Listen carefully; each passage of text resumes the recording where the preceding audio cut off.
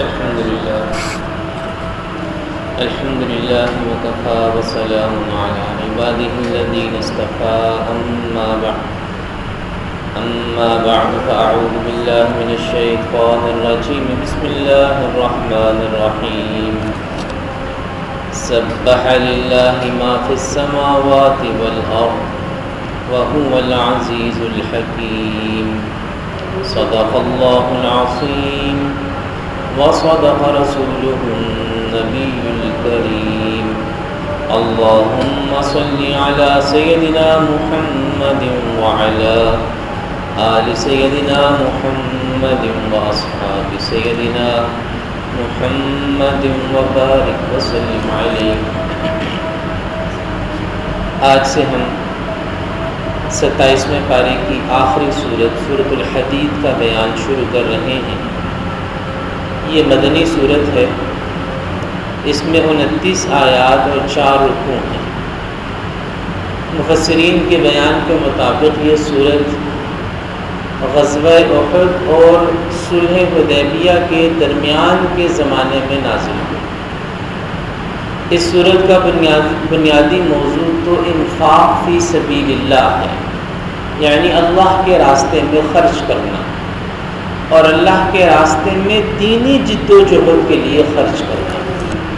اللہ تعالیٰ کے راستے میں خرچ کرنے کے مختلف مصارف ہیں، کبھی غریبوں، مسکینوں، فقراء، یتامہ اور بیواؤں کی فلاح و بہبود کے لیے مال خرچ کیا جاتا ہے، اور کبھی دینی جد و جہد کے لیے، دین کو پھیلانے کے لیے، دین کی دعوت کو مضبوط کرنے کے لیے مال کو اللہ کے راستے میں خرچ کیا جاتا ہے۔ اس سورہ مبارکہ میں سورۃ الحدید میں دینی جد و جہد کے لیے، دین کو مضبوط بنانے کے لیے مال خرچ کرنے کا حکم آ رہا ہے۔ البتہ سورت کا آغاز اللہ عز و جل کی عظمت کے بیان سے ہوتا ہے کہ یہ وہ ذات ہے، سبح للہ ما فی السماوات والارض، کہ جو کچھ آسمانوں میں ہے وہ بھی اسی کی پاکی کو بیان کر رہا ہے، اور جو کچھ زمین میں ہے وہ بھی اسی کی پاکی کو بیان کر رہا ہے۔ زبان حال سے بھی، زبان قال سے بھی، زمین و آسمان کی ہر چیز اللہ کی تسبیح کو بیان کرتی ہے۔ اور قرآن مجید ہمیں یہ بتاتا ہے کہ ہر شے، ہر چیز، کائنات کا ذرہ ذرہ، ہم دنیا والے اسے جاندار کہیں یا بے جان کہیں، سائنسدانوں نے بعض چیزوں کو جاندار قرار دیا، بعض چیزوں کو بے جان قرار دیا، کہ ان کے اندر احساس ہے اور ان کے اندر احساس نہیں ہے۔ لیکن اللہ رب العزت کی تسبیح کا جو معاملہ ہے، اللہ کی پاکی بیان کرنا، ہر چیز خواہ وہ انسانوں کی نظر میں جاندار ہے یا بے جان ہے، وہ اللہ کی تسبیح کو بیان کر رہی ہے۔ وَهُوَ الْعَزِيزُ الْحَكِيمُ، وہ غالب بھی ہے اور حکمت والا بھی ہے، یعنی اس کے پاس طاقت بھی ہے اور حکمت بھی ہے۔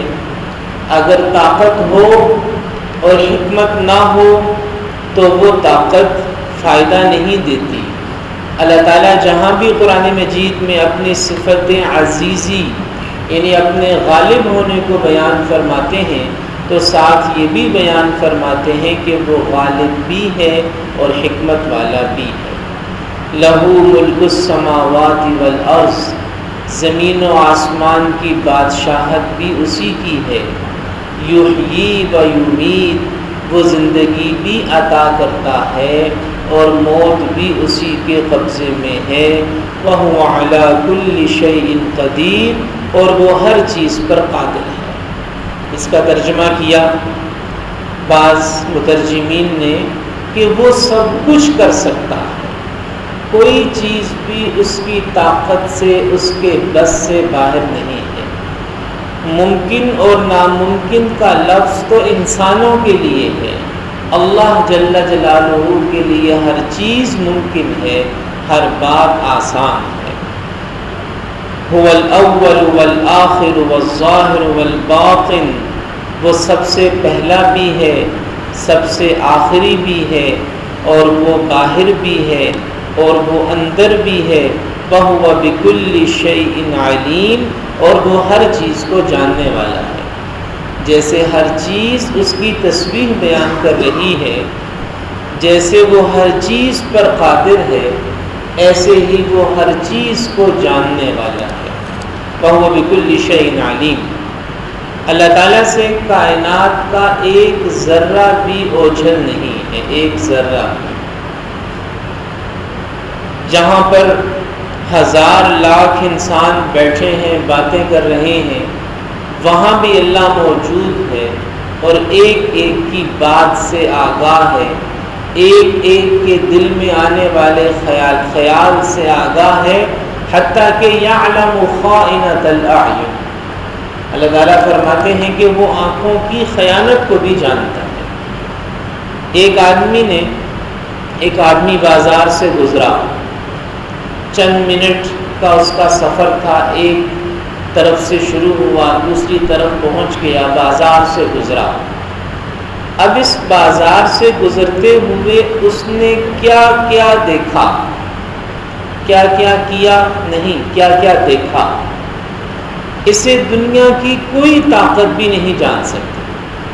جتنے مرضی آپ کیمرے لگا دیں، جتنے مرضی آپ اہلکار بٹھا دیں، محافظ بٹھا دیں، اس نے کیا کیا دیکھا ہے یہ کوئی نہیں جان سکتا۔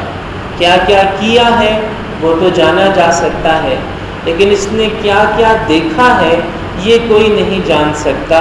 لیکن اللہ تعالیٰ فرماتے ہیں کہ یعلم خائنۃ الاعین، وہ آنکھوں کی خیانت سے آگاہ ہے، کہ اس آنکھ نے اس بازار سے گزرتے ہوئے جس چیز پر نظر ڈالی اللہ کو پتہ چل گیا۔ اور صرف یہی نہیں، بلکہ جب اس چیز پہ نگاہ ڈالی، اس نگاہ کے پڑنے کے بعد دل و دماغ پہ اس کا ایک اثر قائم ہوا، اللہ اس اثر کو بھی جانتا ہے۔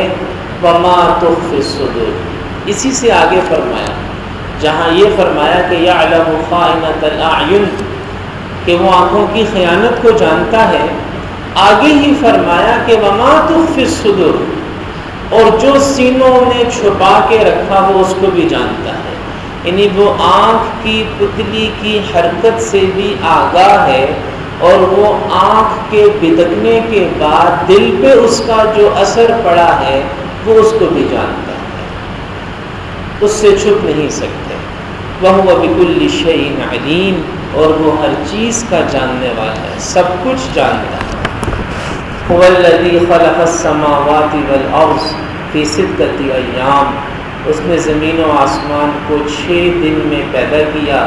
ثُمَّ اسْتَوَىٰ عَلَى الْعَرْشِ، پھر وہ عرش پر مستوی ہوا۔ یعلم ما یلج فی الارض، جو کچھ بھی زمین کے اندر جاتا ہے اسے جانتا ہے۔ وما یخرج منہا، جو زمین سے نکلتا ہے اسے بھی جانتا ہے۔ یعنی زمین کے اندر جانے والا بیج، اربوں خربوں بیج ہر سال زمین کے اندر ڈالے جاتے ہیں، اور ان اربوں خربوں بیجوں سے پودے نکلتے ہیں، اناج نکلتا ہے، غلہ نکلتا ہے۔ ایک ایک دانے کو اللہ جانتا ہے، ایک ایک دانے کو۔ وما ينزل من السماء وما يعرج فيها، جو بارش کا پانی آسمان سے اترتا ہے اور جو آسمان کی طرف چڑھ کر جاتا ہے، اللہ تعالیٰ اسے بھی جانتا ہے۔ وَهُوَ مَعَكُمْ أَيْنَمَا كُنتُمْ، تم جہاں بھی ہو وہ تمہارے ساتھ ہے۔ وَهُوَ مَعَكُمْ أَيْنَمَا كُنتُمْ، جہاں بھی ہو تمہارے ساتھ ہے۔ بس اس احساس کا نام تقویٰ ہے، اس